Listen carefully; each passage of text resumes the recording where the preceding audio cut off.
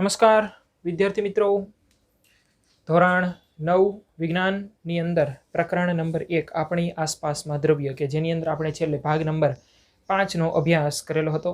એની પછી નેક્સ્ટ ભાગ નંબર 6ની અંદર આપણે આગળ વધીએ. ભાગ નંબર 5ની અંદર આપણે ગલન થવું એટલે શું એના વિશેનું જોયેલું હતું. ગલન ગુપ્ત ઉષ્મા કેટલી હોય છે, બાષ્પીભવન ગુપ્ત ઉષ્મા જે છે એની ડેફિનેશન જે છે એ જોયેલી હતી, આપણે વ્યાખ્યાઓ જોયેલી હતી. અને એની પછી આપણે આગળ વધીએ કેની અંદર તો કે દ્રવ્ય અવસ્થા પર તાપમાનના ફેરફારની અસર. તાપમાન ચેન્જ થશે તો દ્રવ્યની અવસ્થાની અંદર કેવા પ્રકારે ફેરફાર થશે એના વિશેનું થોડુંક આપણે જોવાનું છે. ચલો શરૂઆત કરીએ.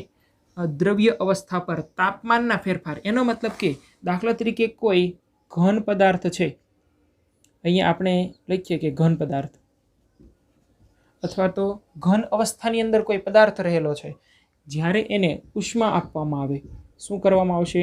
ઉષ્મા આપવામાં આવે. એનો મતલબ કે એને ગરમી આપવામાં આવશે, ત્યારે એ પ્રવાહી અવસ્થાની અંદર રૂપાંતરિત થશે. એટલે ઘન અવસ્થાની અંદરથી શેની અંદર રૂપાંતરિત થાય છે? તો કે પ્રવાહી અવસ્થા. અહીંયા આપણે અવસ્થા લખીએ કે ઘન અવસ્થા.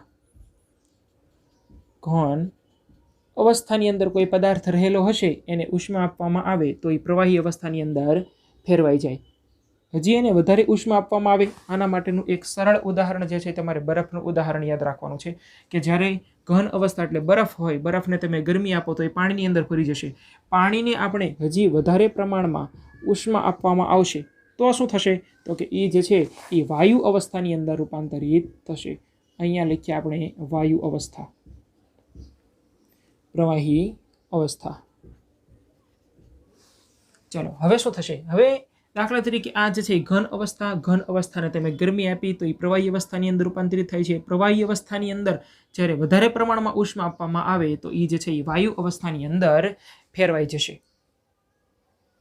હવે કદાચ આની કરતાં આપણે ઉલટી પ્રક્રિયા કરેલી હોત તો કે ધારો કે આપણે આ વાયુ અવસ્થા છે, વાયુ અવસ્થાને અહીંયા જેમ આપણે ઉષ્મા આપી એની જગ્યાએ વાયુ સ્વરૂપમાં જે છે એને આપણે ઠંડુ કરીએ, એનું તાપમાન ઘટાડવામાં આવે. એનો મતલબ કે અહીંયા ઠંડુ પાડતા તો કે શેની અંદર રૂપાંતરિત થશે? તો કે વાયુ અવસ્થાને તમે ઠંડુ પાડી દો તો એ જે છે એ પ્રવાહી અવસ્થાની અંદર રૂપાંતરિત થશે, પ્રવાહી અવસ્થા. અને હજી વધારે પ્રમાણમાં જે છે એને આપણે ઠંડુ પાડવામાં આવે, પ્રવાહી હોય, પાણી હોય, એને તમે વધારે પ્રમાણમાં ઠંડુ પાડશો તો એ પાછું જે છે એ ઘન અવસ્થાની અંદર રૂપાંતરિત થશે. એનો મતલબ કે ઘનમાંથી ઉષ્મા આપો તો પ્રવાહીમાં, પ્રવાહીને ઉષ્મા આપો તો વાયુ અવસ્થાની અંદર ફેરવાઈ જશે. વાયુ અવસ્થાને ઠંડુ પાડી દો પ્રવાહી અવસ્થાની અંદર, પ્રવાહી અવસ્થાને ઠંડી પાડી દઈએ તો એ જે છે ઘન અવસ્થાની અંદર ફેરવાઈ જાય છે. મોટા ભાગના પદાર્થો જે છે એ આ પ્રકારની પ્રક્રિયા એની અંદર થતી હોય. પણ અમુક એવા પદાર્થો છે કે જેની અંદર તમે તાપમાન આપો તો એ પ્રવાહી અવસ્થામાં રૂપાંતર પામ્યા સિવાય વાયુ અવસ્થાની અંદર ફેરવાઈ જાય. તમને શું કીધું? અમુક એવા પદાર્થો છે કે જે તમે તાપમાન આપો તો એ પ્રવાહી અવસ્થા આવશે જ નહીં, ડાયરેક્ટ જે છે વાયુ અવસ્થાની અંદર રૂપાંતરિત થઈ જશે. અને વાયુ અવસ્થાને ઠંડુ પાડીએ તો સીધું જે છે શેની અંદર રૂપાંતરિત થઈ જાય છે? તો કે એ જે છે સીધું ઘન અવસ્થાની અંદર ફેરવાઈ જાય. તો એવા પદાર્થો છે કે જેને તાપમાન આપવામાં આવે, તમે એને ઉષ્મા આપો તો એ શેની અંદર ફેરવાઈ જાય છે? તો કે વાયુ અવસ્થાની. એવા બધા પદાર્થો જે છે એને ઉર્ધ્વપાતી પદાર્થો તરીકે ઓળખવામાં આવે છે. શેના તરીકે ઓળખવામાં આવે છે? ઉર્ધ્વપાતી પદાર્થો તરીકે ઓળખવામાં આવે. એની ડેફિનેશન અહીંયા આપણે સાઈડમાં લખશું. ટૂંકમાં તમારે સમજવાનું શું છે કે અમુક એવા પદાર્થો કે જે ઘન અવસ્થા તમે તાપમાન આપશો તો એ સીધું શેની અંદર રૂપાંતરિત થઈ જાય છે? વાયુ અવસ્થા. નહીતર આવું શેની અંદર? પ્રવાહીમાં આવવું પડે. પણ એવા પદાર્થો છે, દાખલા તરીકે ડામરની અંદર પણ તમને એવું જોવા મળે. એ સિવાય જે છે એમોનિયમ ક્લોરાઇડનું અણુસૂત્ર NH4Cl, એની અંદર પણ તમને એ પ્રકારની રચના જોવા મળે. એ સિવાય કપૂરની ગોટી, કપૂર, બરાબર છે. તો એ જે છે એ શેના ઉદાહરણ છે? ઉર્ધ્વપાતી પદાર્થોના ઉદાહરણ છે.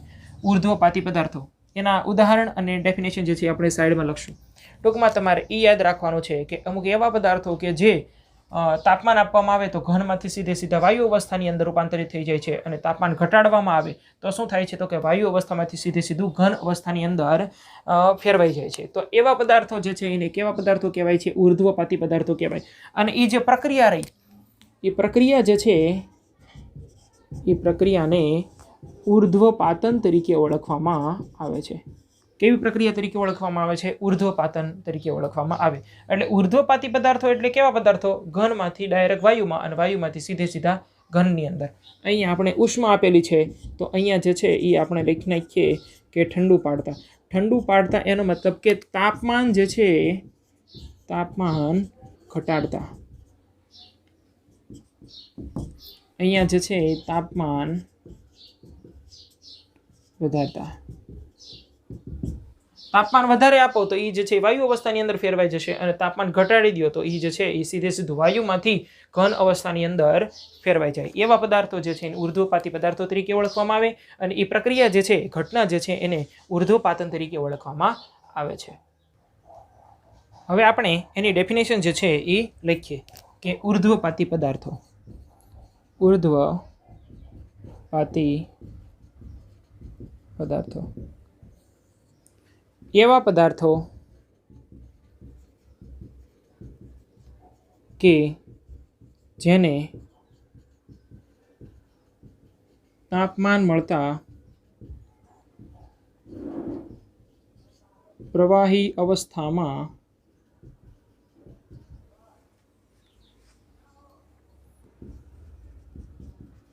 આવ્યા સિવાય સીધા જ ઘન અવસ્થામાંથી વાયુ અવસ્થામાં ફેરવાય અને તાપમાન ઘટતા. એનો મતલબ કે ઠંડુ પડતા. અહીંયા તાપમાન જે છે એની અંદર ઘટાડો થાય. તાપમાન ઘટતા વાયુ અવસ્થામાંથી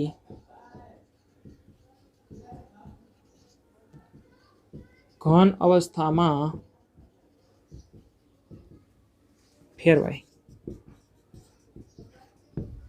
એવા પદાર્થો કેવા પદાર્થો કે એવા પદાર્થો કે જે તાપમાન મળતા પ્રવાહી અવસ્થામાં આવ્યા સિવાય ઘનમાંથી સીધે સીધું વાયુમાં અને વાયુમાંથી સીધે સીધું ઘનની અંદર ફેરવાઈ જાય એવા પદાર્થોને ઉર્ધ્વપાતી પદાર્થો તરીકે ઓળખવામાં આવે છે.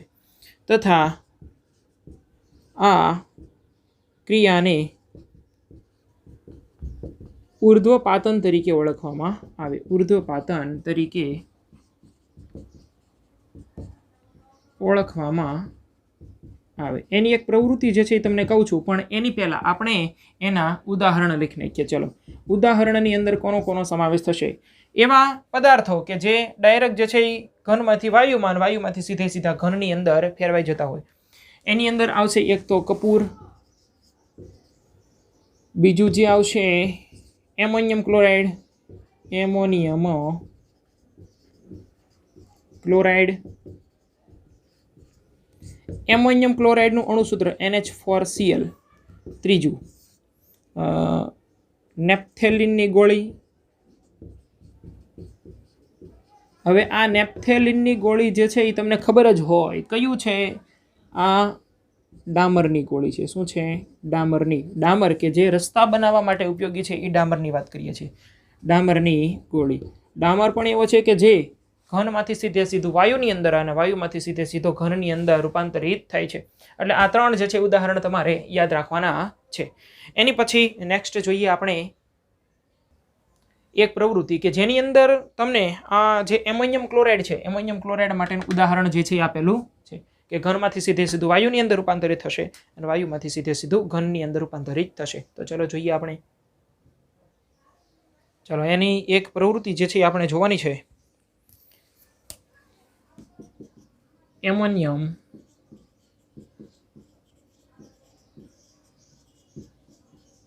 ક્લોરાઇડનું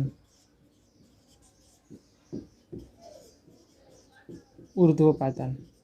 ઉર્ધ્વપાતન જે છે એને ઇંગ્લિશમાં સબ્લિમેશન તરીકે ઓળખવામાં આવે છે. ઉર્ધ્વપાતન કોનું? Ammonium chloride. એમોનિયમ ક્લોરાઇડનું અણુસૂત્ર હમણાં જ લખેલું હતું NH4Cl. NH4Cl નું આપેલું હોય એની જગ્યાએ એક હજી નામ આવે નવસાર. એમોનિયમ ક્લોરાઇડનું નામ નવસાર. એમોનિયમ ક્લોરાઇડ NH4Cl બધું એકનું એક જ. આ એનું અણુસૂત્ર છે. આ જે છે એ શું છે? એનું અણુસૂત્ર છે. ચાલો હવે સમજવા માટે આપણે જે છે આ કોઈ એક રકાબી જેવું સાધન દર્શાવેલું છે. વિજ્ઞાનની અંદર એને ચાઇના ડીશ તરીકે ઓળખવામાં આવે, પણ આપણે રકાબી જેવું સાધન લ્યો. એની અંદર આ જે તમને દર્શાવેલ છે, હવે જે દર્શાવું છું એ ધારો કે આ જે છે એમોનિયમ ક્લોરાઇડ, આ શું દર્શાવેલ છે? એમોનિયમ ક્લોરાઇડ દર્શાવેલ છે. આ શું દર્શાવેલ છે? NH4Cl. હવે આ રકાબી જેવું સાધન જે તમને દર્શાવેલ છે ચાઇના ડીશ, તો એ તો કંઈ એમ નામ તો રહે નહીં, સ્ટેન્ડ દર્શાવવું પડશે ને. ધારો કે આ જે છે એ આપણે સ્ટેન્ડ દર્શાવી દીધું, આપણે સમજણ માટેની છે, એટલે બહુ વધારે આની અંદર આપણે શણગાર કરવાનો નથી. અહીં એમોનિયમ ક્લોરાઇડને આપણે બર્નરની મદદથી આ જે છે ગેસ લાઇન, ઓકે, બર્નરની મદદથી ગરમ કરશું.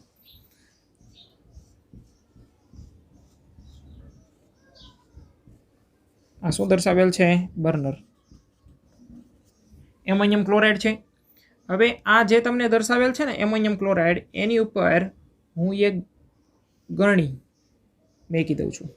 શા માટે ગરણી મેકીએ છીએ આપણે? કે જેની મદદથી આપણને ખ્યાલ આવે. શું ખ્યાલ આવે? કે જ્યારે તમે ગરમ કરો છો તો એમોનિયમ ક્લોરાઇડનું શું થાય છે?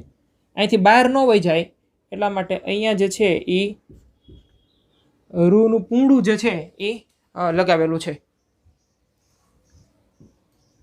રૂનું પૂંડું લગાવેલું છે, એટલે અહીંયાથી ટૂંકમાં બહાર ન વહી જાય એટલા માટેની આ પ્રકારની વ્યવસ્થા કરેલી છે. અહીંયા ગરણી લગાવેલી છે. એમોનિયમ ક્લોરાઇડ જ્યારે તમે બર્નર વડે ગરમ કરો છો ત્યારે શું થાય છે? આ એમોનિયમ ક્લોરાઇડ જે છે એ ગરમ થઈ અને સીધું આ જે છે ગરમ થયું અને ડાયરેક્ટ વાયુ અવસ્થાની અંદર રૂપાંતરણ થયું એ દર્શાવેલું છે. અને અહીંયા દર્શાવેલું ગ્રીન માર્કરથી દર્શાવી દઉં. અને એ જે છે અહીંયા આગળ એની સપાટી, જે ગરણીની સપાટી હતી અહીંયા આગળ ચોંટી જાય છે. બરાબર છે. કઈ અવસ્થામાં? તો કે ઘનમાંથી સીધું વાયુ અવસ્થાની અંદર રૂપાંતરણ થાય અને અહીંયા આગળ ચોંટી જાય. જ્યારે તમે બર્નરને ગરમ કરવાનું બંધ કરી દેશો, અહીંથી બર્નરને ઓલવી નાખશો તો શું થશે? ઘનમાંથી વાયુમાંથી સીધું ઘનની અંદર રૂપાંતરણ થશે. એટલે આ જે છે એ તમને પ્રવૃત્તિ દર્શાવેલી છે કે આ ગરણીને એટલા માટે લગાવેલી છે કે જ્યારે એમોનિયમ ક્લોરાઇડને ગરમી આપવામાં આવે ત્યારે સીધું જે છે અહીંયા આગળ લાગી જાય છે. બરાબર છે. વાયુ અવસ્થાની અહીંયા જે તમને દર્શાવેલ છે ને એ વાયુ અવસ્થામાં રૂપાંતરિત થાય છે એ દર્શાવેલ છે. બરાબર છે. વાયુ અવસ્થામાં રૂપાંતર થઈ અને અહીંયા આગળ એની સપાટી આગળ જે ગરણીની સપાટી છે અહીંયા આગળ લાગી જાય છે. એટલે આ પ્રવૃત્તિ તમારે યાદ રાખવાની છે. એમોનિયમ ક્લોરાઇડ NH4Cl અથવા તો નવસાર ઉર્ધ્વપાતન, એટલે તમને ઉર્ધ્વપાતી પદાર્થોના નામ લખવાનું કે તો હમણાં આપણે લખ્યા હતા એમોનિયમ ક્લોરાઇડ લખો અથવા તો ડામરની ગોળી લખો. ડામરની ગોળી જે છે એનું વૈજ્ઞાનિક ભાષાની અંદર એને નેપ્થેલિનની ગોળી તરીકે પણ ઓળખવામાં આવે છે. એ સિવાય જે છે એ કપૂરની ગોટી આપણે એવું કહેતા હોઈએ છીએ. બરાબર છે. એનો ઉપયોગ પણ, એટલે એ બધા પદાર્થો કેવા છે જે સીધું ઘનમાંથી વાયુ અવસ્થાની અંદર અને જ્યારે ઠંડુ પડે તો વાયુ અવસ્થામાંથી ઘન અવસ્થાની અંદર રૂપાંતરિત થતું હોય છે. ચાલો એની પછી આપણે આગળ વધીએ. વાયુનું દબાણ એટલે શું? દબાણ માપવાના એકમ. ચલો આપણે એક આ પ્રકારની આકૃતિ, કે જ્યારે વાયુ અવસ્થા આપણે ભણતા તો વાયુ અવસ્થાની અંદર તમને એવું કીધેલું હતું કે અણુઓ જે છે એ ખૂબ જ દૂર ગોઠવાયેલા હોય છે અને સૌથી વધારે સંકોચન થતું હોય તો કોનું થાય છે? તો કે વાયુ અવસ્થાનું સંકોચન જે છે એ સૌથી વધારે પ્રમાણમાં થઈ શકે છે.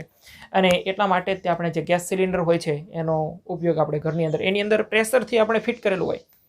બરાબર છે. અને એક જગ્યાએથી બીજી જગ્યાએ લઈ જવામાં સરળતા રહે એટલા માટે વાયુનું દબાણ, એની અંદર પ્રેશર, અને તમને એવું કીધેલું હતું મરકેપ્ટન વાયુ જે છે એની અંદર ખરાબ ગેસ, દુર્ગંધ ધરાવતો વાયુ જે છે એની અંદર ભરવામાં આવતું હોય છે. એટલે સૌથી વધારે પ્રેશર ટૂંકમાં આ જે છે સંકોચન થઈ શકતું હોય તો વાયુ અવસ્થાનું સંકોચન સૌથી વધારે પ્રમાણમાં થઈ શકે. ચલો હવે આપણે જોઈએ વાયુનું દબાણ એટલે શું.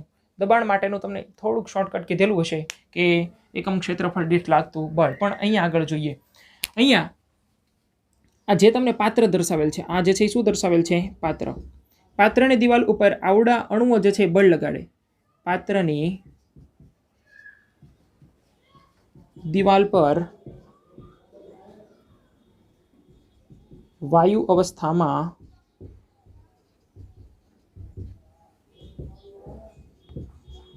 રહેલા અણુઓ બળ લગાડે. હવે હવે ડેફિનેશન, જે તમારું સૂત્ર યાદ રાખવાનું છે.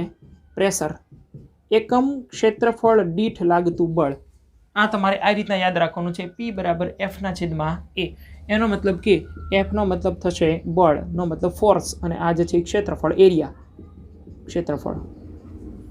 પાત્રની દિવાલ પર વાયુ અવસ્થામાં રહેલા અણુઓ જે છે એ બળ લગાડે છે. એકમ ક્ષેત્રફળ દીઠ લાગતું આ બળ એટલે દબાણ, કે જેને શેના તરીકે ઓળખવામાં આવે છે? દબાણ તરીકે ઓળખવામાં આવે છે. હવે એનો એકમ આપણે જોવાનો છે, તો કે દબાણનો એકમ, દબાણનો SI એકમ. SIનો મતલબ થશે સિસ્ટમ ઇન્ટરનેશનલ એકમ, કે તમે કોઈ પણ જગ્યાએ જાઓ તો આ જે SI એકમ એકનો એક જ રહે. બરાબર છે. એવું તમને અગાઉના લેક્ચરની અંદર પણ કીધેલું હતું કે કોઈ પણ જગ્યાએ, આ પહેલાંના જમાનાની અંદર શું હતું કે તમે વસ્તુ વિનિમય પ્રથા હતી કે તમે કોઈ વસ્તુ દો તો એ તમને સામે વસ્તુ આપે, પણ દેશ ફરે તો એનું માપ પણ ફરી જતું હતું. એટલા માટે બધી જગ્યાએ એક સરખું રહે, એટલા માટે સિસ્ટમ ઇન્ટરનેશનલ પદ્ધતિ આવી હતી. તો દબાણનો SI એકમ જે છે એ પાસ્કલ છે. SI એકમ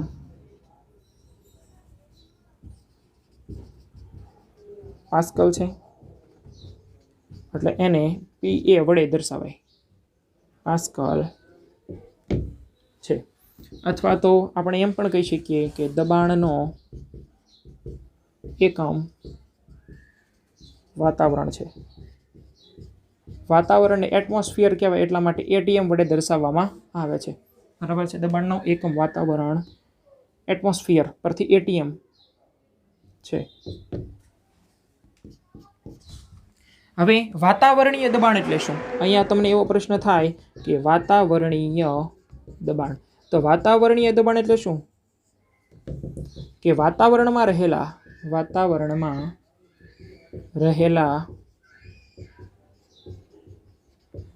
હવાના દબાણને વાતાવરણીય દબાણ કહેવાય. આ જે છે તમારે યાદ રાખવાનું છે. ચલો, SI એકમ કયો આવે છે? એનો પાસ્કલ આવે છે. અથવા તો એનો બીજો એકમ કયો તમને કીધું તો કે એનો એટમોસ્ફિયર પરથી ATM વડે દર્શાવવામાં આવે છે. વાતાવરણીય દબાણ એટલે શું? તો કે વાતાવરણમાં રહેલા હવામાનના દબાણને વાતાવરણીય દબાણ તરીકે ઓળખવામાં આવે. એ સિવાય આની બીજી ડેફિનેશન એ પણ આવે છે કે દરિયાની સપાટી આગળ જઈએ આપણે તો અહીંયા આગળ વાતાવરણીય દબાણ જે છે એક જેટલું હોય છે, અને એને વાતાવરણીય દબાણ તરીકે ઓળખવામાં આવે. પણ તમારે આ યાદ રાખવાનું છે કે વાતાવરણમાં રહેલા હવાનું દબાણ જે હોય એને વાતાવરણીય દબાણ તરીકે ઓળખવામાં આવે છે. ઓકે, ચલો એની પછી એકાદો મુદ્દો, હજી એક મુદ્દો આની અંદર આપણે ઉમેરી દઈએ. કયો? કે એક એટમોસ્ફિયર બરાબર એક એટમોસ્ફિયરિક પ્રેશર બરાબર 1.01 ગુણ્યા 10⁵ પાસ્કલ. બરાબર છે. આ MCQ માટે તમારે યાદ રાખવાનું છે. એક એટમોસ્ફિયરિક પ્રેશર બરાબર 1.01 ગુણ્યા 10⁵ પાસ્કલ જેટલું થશે. વાતાવરણ બરાબર 1.01 ગુણ્યા 10⁵ પાસ્કલ થશે. SI એકમ એનો પાસ્કલ છે, અથવા દબાણનો એકમ બરાબર તમારે એટમોસ્ફિયર અથવા તો વાતાવરણ તરીકે પણ ઓળખી શકો. વાતાવરણીય દબાણ એટલે શું? વાતાવરણમાં રહેલા હવાનું દબાણ, કે જેને આપણે વાતાવરણીય દબાણ તરીકે ઓળખવામાં આવે. એ કાંઈ યાદ ન રહે તો આવડો યાદ રાખવાનું. એકમ ક્ષેત્રફળ દીઠ લાગતું બળ. અહીંયા જે P દર્શાવેલ છે એ પ્રેશરનો P છે. બરાબર છે. આ જે છે શેનો છે? દબાણ, પ્રેશર. આ જે છે શેનો છે? તો કે દબાણ. પ્રેશર પરથી P વડે દર્શાવવામાં આવેલ છે. F નો મતલબ ફોર્સ, A નો મતલબ એરિયા થશે. ઓકે, એટલે આ જે છે એ તમારે આટલું યાદ રાખવાનું છે. અને એની પછી છેલ્લો ભાગ જે છે એની અંદર આપણે બાષ્પીભવન અને બાષ્પીભવનને અસર કરતા પરિબળો વિશે અભ્યાસ કરવાનો છે. ઓકે, ત્યાં સુધીમાં આટલી તૈયારી કરીને રાખો. Thank you.